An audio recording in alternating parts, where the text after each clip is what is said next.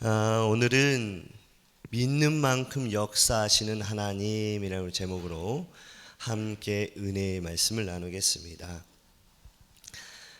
제가 지난주에 기독교 서점을 갔다가 일반 대학원에서 같이 공부했던 목사님을 만나게 됐습니다. 갑자기 만난 거예요. 예상치 못하게 만나서 서로 너무 반가웠습니다. 그래서 간단하게 1층에서 좀 커피를 마셨는데요. 그때 이 목사님의 핸드폰 이 배경을 우연찮게 제가 보게 되었습니다. 제가 일부러 본 게 아니라 우연찮게 보게 되었어요. 그런데 그 바탕화면에 이렇게 써져 있더라고요. 뭐라고 써져 있으면, 고요하면 찬송하라, 외로우면 기도하라, 괴로우면 주를 보라. 여러분, 저는 이 문구를 보고 정말 우리 그리스도인들이 만약에 이렇게 산다면, 우리가 이 말씀대로 이렇게 산다면 은혜가 참 충만하겠다, 참 기쁜 삶을 살 수 있겠다, 이런 생각을 하게 되었습니다. 그런데 여러분, 우리의 현실은 어떻습니까? 사실 이렇게 살기가 정말 쉽지 않다는 거예요. 그죠? 다시 말씀드리면 예수 믿는 것 자체가 쉽지 않다는 것입니다. 특히 이 시대 속에서 예수님을 잘 믿는 것은 정말 어려운 일입니다. 여러분, 요즘 시대는 신학자도 두 가지로 분류할 수 있습니다. 하나는 보수주의 신학자가 있고 또 다른 하나는 자유주의 신학자가 있습니다. 먼저 자유주의 신학자 중에 어느 한 교수는 이런 말을 했어요. 어떤 말을 했으면, 오늘날 우리가 살고 있는 이 시대는 하나님이 우리에게 영적인 문제는 해결해 주지만 생활의 문제나 환경의 문제는 조금도 관심이 없으시다, 이렇게 말한 것을 본 적이 있습니다. 그러면 여러분, 정말로 하나님께서 무엇을 먹을까, 무엇을 입을까, 무엇을 마실까와 같은 생활의 문제나 환경의 문제는 정말 관심이 없을까요? 아니라는 거예요. 여러분, 성경에는 특별히 히브리서 13장 8절 말씀을 보시면 예수 그리스도는 어제나 오늘이나 영원토록 동일하시니라 라고 말씀하고 있습니다. 다시 말씀드리면, 처음부터 세상 끝날까지 우리와 함께 하실 예수님은 오늘 우리의 삶 가운데 지금도 역사하고 일하시고 있다는 것입니다. 어떻게 해요? 출애굽기 13장의 말씀처럼 같이 한번 읽겠습니다. 13장 21절입니다. 시작. 여호와께서 그들 앞에 가시며 낮에는 구름 기둥으로 그들의 길을 인도하시고 밤에는 불 기둥으로 그들에게 비추사 낮이나 밤이나 진행하게 하시니. 아멘. 즉 우리의 삶 가운데 밤이나 낮이나 일하고 계신다는 것입니다. 그래서 여러분, 우리가 하나님의 말씀만 붙잡고 나아간다면, 즉 우리만 변하지 않는다면, 즉 우리만 변질되지 않는다면, 방금 읽었죠? 출애굽기 13장의 말씀처럼 어제나 오늘이나 영원토록 동일하게 일하시는 하나님을 경험할 수 있는 것을 믿으시기 바랍니다. 여러분, 오늘 본문을 보시면 예수님께서 많은 사람들에게 말씀을 전하고 있었습니다. 그런데 한 회당장이 와서 예수님 발 앞에 엎드려 눈물을 흘리며 간구하고 있습니다. 우리 한번 이 본문을 찾아보겠습니다. 오늘 본문 41절 42절 말씀입니다. 같이 읽겠습니다. 시작. 이에 회당장인 야이로라 하는 사람이 와서 예수의 발 아래 엎드려 자기 집에 오시기를 간구하니, 이는 자기에게 12살 된 외딸이 있어 죽어감이라. 아멘. 여러분, 본 말씀을 자세히 보시면 야이로라 하는 회당장이 있었습니다. 그런데 이 회당장이 예수님께 뭐라고 말하냐면, 예수님, 저희 집에 오셔서 제 딸을 좀 살려주세요, 이렇게 지금 간절하게 간청하고 있습니다. 다시 말씀드리면 회당장은 문제를 가지고 있는 것입니다. 무슨 문제입니까? 그것은 무엇을 입을까, 무엇을 먹을까, 무엇을 마실까 같은 그런 문제가 아니라는 거예요. 그것은 바로 그 딸의 생사가 달려있는 아주 심각한 문제였습니다. 그러면 여러분, 예수님께서는 그 회당장의 말을 들은 뒤에 어떻게 행동했을까요? 제가 말씀 서두에 말씀드렸듯이 자유주의 신학자처럼 예수님이 영적인 존재잖아요, 그렇죠? 나는 영적 문제만 해결하지 생사의 문제는 관심 없다. 이렇게 말씀하셨습니까? 아니라는 거예요. 예수님께서는 회당장의 딸을 고쳐주시기 위해서 회당장과 함께 그 집으로 향하셨습니다. 그런데 예수님께서 회당장과 함께 그 집에 거의 가까이 왔을 때 집에서 울음소리가 들렸어요. 그리고 종이 뛰어나와 뭐라고 말하냐면, 주인님, 딸이 죽었습니다. 이젠 예수님을 모시고 올 필요가 없습니다. 이렇게 말했습니다. 우리 한번 이 본문도 찾아보겠습니다. 오늘 본문 49절입니다. 같이 읽겠습니다. 시작. 회당장의 집에서 사람이 와서 말하되 당신의 딸이 죽었나이다. 선생님을 더 괴롭게 하지 마소서 하거늘. 아멘. 여러분, 회당장은 억장이 무너졌습니다. 그리고 어떻게 되었을까요? 주저앉았습니다. 그런데 그때 예수님이 뭐라고 말씀하시냐면, 두려워하지 말고 믿기만 하라. 그러면 너희 딸이 살리라. 이렇게 말했습니다. 오늘 본문 50절입니다. 같이 읽겠습니다. 시작. 예수께서 들으시고 이르시되 두려워하지 말고 믿기만 하라. 그리하면 딸이 구원을 얻으리라 하시고. 아멘. 여러분, 사실 회당장은 예수님의 말씀과 현실적인 환경 사이에 끼어 있습니다. 다시 말씀드리면 이게 무슨 말이냐면, 집에서 들려오는 울음소리로 딸이 죽었다고 하는 종의 말을 믿을까, 아니면 믿기만 하면 딸이 살아난다는 예수님의 말씀을 믿을까, 둘 중에 하나를 지금 결정해야 한다는 것입니다. 여러분, 말씀에 나오는 회당장은 눈에는 아무것도 안 보여도, 귀에는 아무 소리 안 들려도, 즉 절망적인 환경이 다가왔지만 그는 예수님의 말씀을 믿기로 결심했습니다. 그리고 예수님께서는 그 부모와 베드로와 야고보와 요한을 데리고 시체가 있는 아이 방으로 들어가셨습니다. 오늘 본문 51절입니다. 같이 읽겠습니다. 시작. 그 집에 이르러 베드로와 요한과 야고보와 그 아이 부모 외에는 함께 들어가기를 허락하지 아니하시니라. 아멘. 예수님께서는 이미 죽어있는 딸의 손을 잡고 아이야 일어나라 이렇게 말씀하시자 마치 아이가 잠에 깬 것처럼 살아났습니다. 그리고 예수님은 그 아이에게 먹을 것을 주라고 말씀하셨어요. 54절 55절 말씀입니다. 같이 읽습니다. 시작. 예수께서 아이의 손을 잡고 불러 이르시되 아이야 일어나라 하시니 그 영이 돌아와 아이가 곧 일어나거늘 예수께서 먹을 것을 주라 명하시니. 아멘. 여러분, 죽은 아이가 살아나자 어떻게 되었습니까? 그 가정의 문제는 해결되었다는 거예요. 다시 말씀드리면 눈물이 기쁨으로 변했고 통곡이 웃음으로 변했으며 무엇보다 탄식이 즐거움으로 변한 것입니다. 사랑하는 성도 여러분, 2000년 전에 예수님께서는 많은 지역을 다니시면서 많은 이적과 많은 기적을 행하셨습니다. 그리고 그 중에서 오늘 말씀이 나오는 회당장의 죽은 딸을 살리셨습니다. 여러분, 성경에서 예수님은 어제나 오늘이나 영원토록 동일하다고 말씀하고 있습니다. 다시 말씀드리면 성령으로 우리 가운데 오신 예수님은 우리들의 영적 문제뿐만 아니라 환경 문제에도 지대한 관심을 가지고 있다고 지금 말씀하고 있다는 거예요. 그러면 여러분, 우리가 주님 앞에 나와서 우리의 삶의 문제를 해결받기 위해서 우리는 어떤 준비를 해야 될까요? 즉 우리의 삶의 문제를 우리가 어떻게 주님께 나아가야 될까요?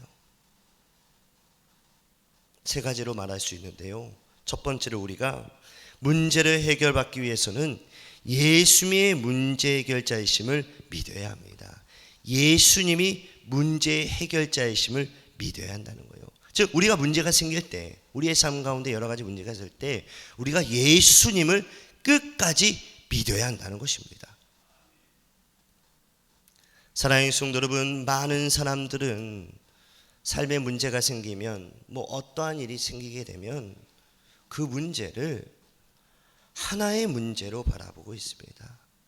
보통 일반적으로 우리가 살아가면서 자녀의 문제, 회사의 문제, 인간관계의 문제가 갑자기 일어나면 그 문제만 바라본다는 거예요. 즉 한 가지의 사건으로, 즉 하나의 사고로 보고 있다는 것입니다. 그러나 여러분, 이 인생의 문제는 영적인 문제와 육신의 문제로 따로 봐야 한다는 거예요. 즉 나누어져 있다는 것입니다. 그래서 로마서 8장 5절에서 6절 말씀을 보시면 육신을 따르는 자는 육신의 일을, 영을 따르는 자는 영의 일을 생각하나니 육신의 생각은 사망이요 영의 생각은 생명과 평안이라. 여러분 본 말씀을 자세히 보시면 우리가 육신의 생각으로 우리의 문제를 바라보게 된다면, 즉 우리의 문제를 육신의 생각으로 해결하려고 한다면 결국 어떻게 된다는 거예요? 사망의 길로 간다는 거예요. 결국 잘 안 된다는 것입니다. 잘 안 풀린다는 것입니다. 그러나 영의 생각으로 우리의 문제를 바라본다면, 즉 우리의 문제를 영의 생각으로 해결하려고 한다면 결국 어떻게 됩니까? 평안과 축복의 길을 갈 수 있다는 것입니다. 그래서 우리는 육신의 생각으로 모든 것을 바라보면서 살지 말아야 한다고 지금 말씀하고 있다는 거예요. 그 이유는 무엇입니까? 왜 이렇게 살지 말아야 되죠?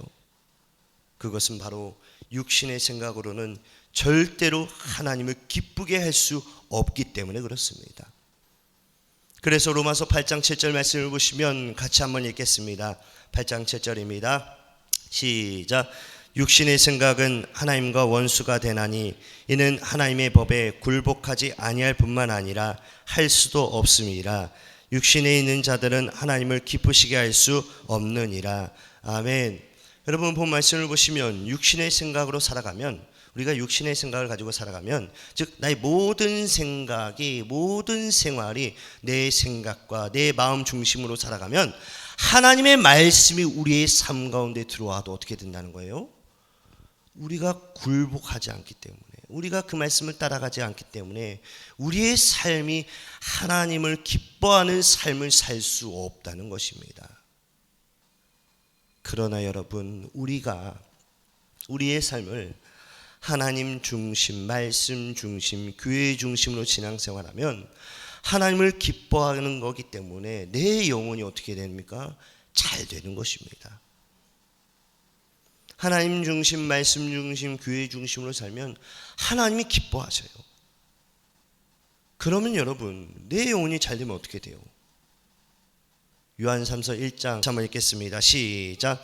사랑하는 자여, 내 영혼이 잘됨 같이 내가 범사가 잘되고 강건하기를 내가 간구하노라. 아멘. 즉 나의 모든 삶이 범사가 잘되면서 강건의 축복을 받게 된다는 것입니다.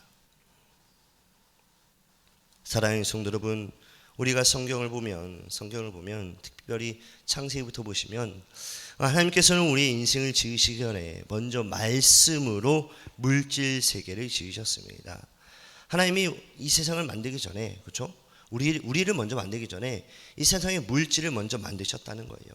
즉 하나님께서는 어둠 가운데 빛을 만드시고 궁창을 만드셨습니다. 또한 열매를 맺는 나무를 만드셨고 해와 달과 별을 지으시고 그리고 새와 물고기와 짐승들도 만드셨습니다. 그리고 맨 마지막에 하나님의 형상을 따라 인간을 만드셨습니다. 즉 신령한 인생을 만드셨다라고 말씀하고 있어요. 그런데 여러분, 만일 물질 세계가 신령하지 않는다면, 하나님이 만드신 물질 세계가 거룩하지 않다면 하나님의 말씀이 어떻습니까? 거룩하지 않은 거예요. 그렇죠? 하나님의 말씀이 어때요? 신령하지 않은 것입니다. 다시 말씀드리면 신령하다, 신령하지 않다라는 판단은 영적인 것이냐 물질적인 것이냐 여기에 판가름이 되는 것이 아니라는 것입니다. 좀 정리해서 말씀드리면 우리가 그의 나라와 그 일을 먼저 구하면, 즉 우리가 예수님 중심으로 살고 예수님 중심으로 행동한다면 자고 깨고 일어나는 일이 모든 것이 신령한 일이 된다는 거예요. 새끼 밥 먹는 것도 어떻죠? 신령한 일이 된다는 것입니다. 또한 사업을 하는 것, 장사를 하는 것, 이 모든 것이 신령한 일이 된다는 것입니다. 무엇을 할 때요?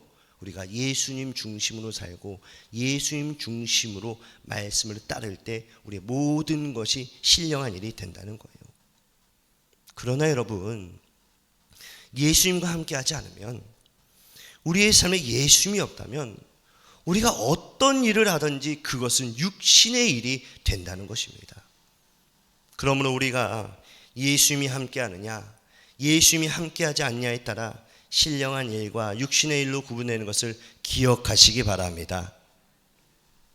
두 번째로 문제를 해결받기 위해서는 문제의 원인을 알고 회개를 해야 합니다. 다시 말씀드리면 문제의 원인을 알고 회개할 때 우리는 문제의 답을 얻을 수 있습니다.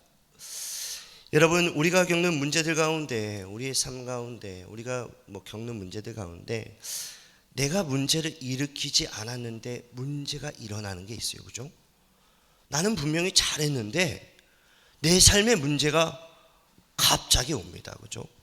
즉 내가 하지 않았는데 문제가 일어날 때가 많이 있다는 것이에요. 여러분, 사실 우리의 삶의 문제의 대부분은 탐욕으로 말미암아 생긴다는 것입니다. 그래서 성경을 보시면 이와 같이 말씀하고 있습니다. 야고보서 1장 13절에서 15절 말씀입니다. 같이 읽겠습니다. 13절에서 15절입니다. 시작. 사람이 시험을 받을 때 내가 하나님께 시험을 받는다 하지 말지니 하나님은 악에게 시험을 받지도 아니하시고 친히 아무도 시험하지 아니하시느니라. 오직 각 사람의 시험을 받는 것은 자기 욕심에 끌려 미혹됨이니 욕심이 잉태한즉 죄를 낳고 죄가 장성한즉 사망을 낳느니라. 아멘. 여러분, 본 말씀을 보시면 사람이 시험을 받을 때, 우리가 어려운 일을 당할 때 하나님께 시험을 받는다 하지 말라라고 지금 말씀하고 있어요. 이게 무슨 말이냐면 우리 모든 시험을 하나님이 주신 줄 아는 사람이 많다는 거예요. 아, 하나님이 내게 큰 시험을 주셨네. 그러나 오늘 말씀에서 뭐라고 말하고 있습니까? 하나님은 시험을 주지 않는다고 말해요. 그럼 어떻습니까? 오늘 말씀에 나와 있죠. 하나님은 악에게 시험을 받지도 않고 하나님은 아무도 시험하지 않는다라고 지금 말씀하고 있습니다. 그러면 여러분, 각 사람이 받는 시험은 무엇 때문에 받을까요? 우리의 인생 가운데 어려운 일이 분명히 있습니다. 그렇죠? 하나님이 어려운 일을 줄 수 있어요. 근데 우리의 시험이 있다는 거예요. 그런데 그게 왜 시험을 받느냐는 것입니다. 그것은 바로 내 욕심에 끌려, 즉 미혹되어서 시험을 받는다는 것입니다.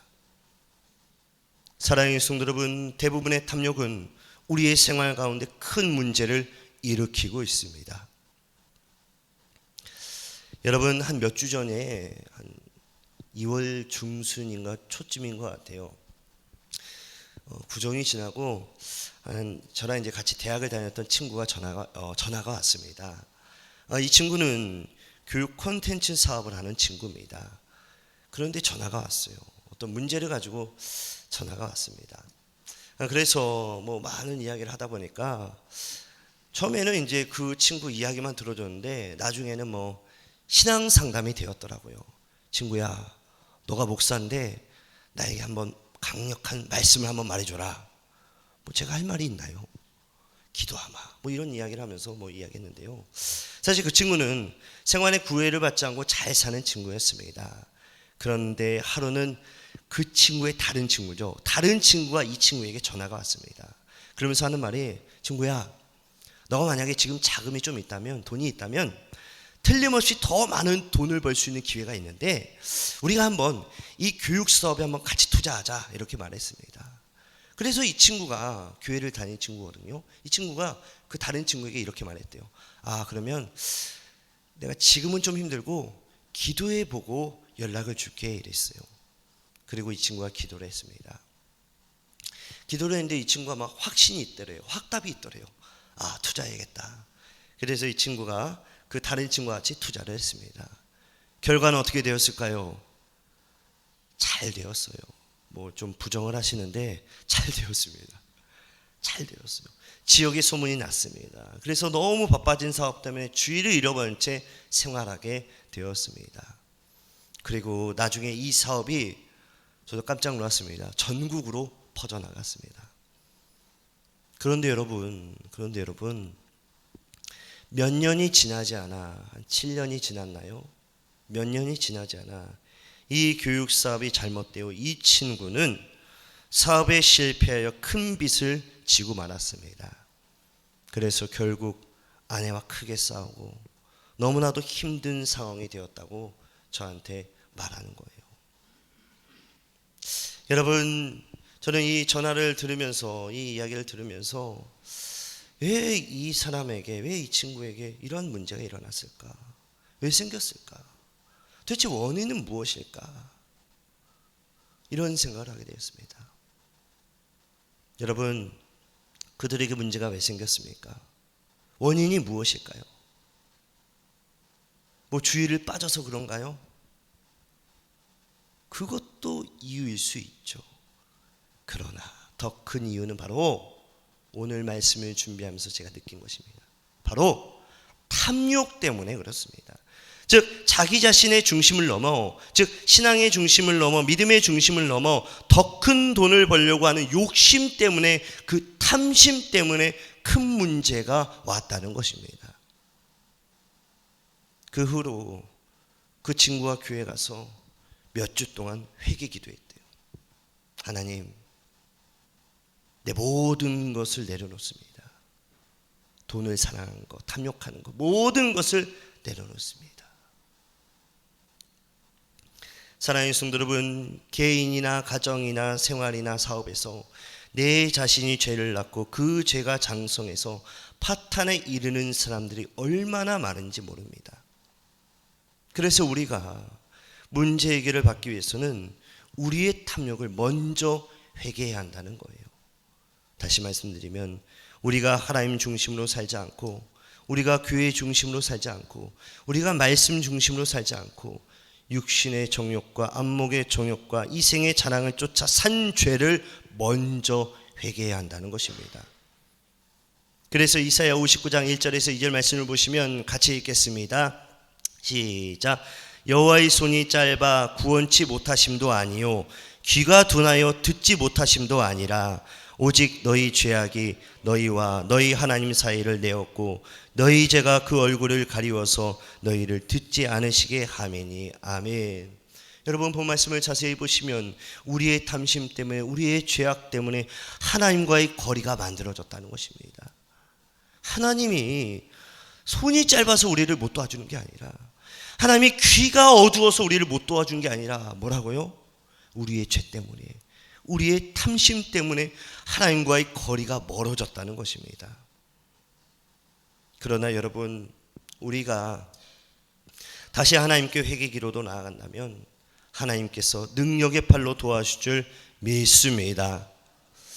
사랑하는 성도 여러분, 회개가 크면 축복이 큽니다. 아멘. 사랑하는 성도 여러분, 고난이 크면 상급이 큰 줄 믿습니다. 세 번째로, 문제를 해결받기 위해서는 밤낮 부르짖어 기도해야 합니다. 다시 말씀드리면 하나님 앞에서 문제를 해결받으려면 밤낮 부르짖어 기도해야 한다는 거예요. 사랑하는 성도 여러분, 부르짖어 기도하지 않는 사람들은, 부르짖어 기도하지 않는 그런 사람들은 하나님으로부터 문제의 답을 받을 수 없습니다. 그래서 여러분 예레미야 33장 2절에서 3절 말씀을 보시면 같이 읽겠습니다. 2절에서 3절입니다. 시작. 이를 행하시는 여호와, 그것을 지어 성취하시는 여호와, 그 이름을 여호와라 하는 자가 이와 같이 이르노라. 너는 내게 부르짖으라. 내가 내게 응답하겠고 내가 알지 못하는 크고 비밀한 일을 내게 보이리라. 아멘. 여러분 본 말씀을 보시면 우리의 모든 일을 행하시는 분이 바로 여호와 하나님이라고 말씀하고 있습니다. 그래서 여러분 우리의 삶의 많은 문제들을 하나님께 맡기시기를 간절히 축원합니다. 하나님께서 반드시 도와줄 줄 믿습니다. 말씀을 마무리하겠습니다. 여러분 예수님께서 이 땅을 떠나실 때 특별히 요한복음 14장을 보시면 우리를 고아와 같이 버려두지 않겠다라고 말씀하셨습니다.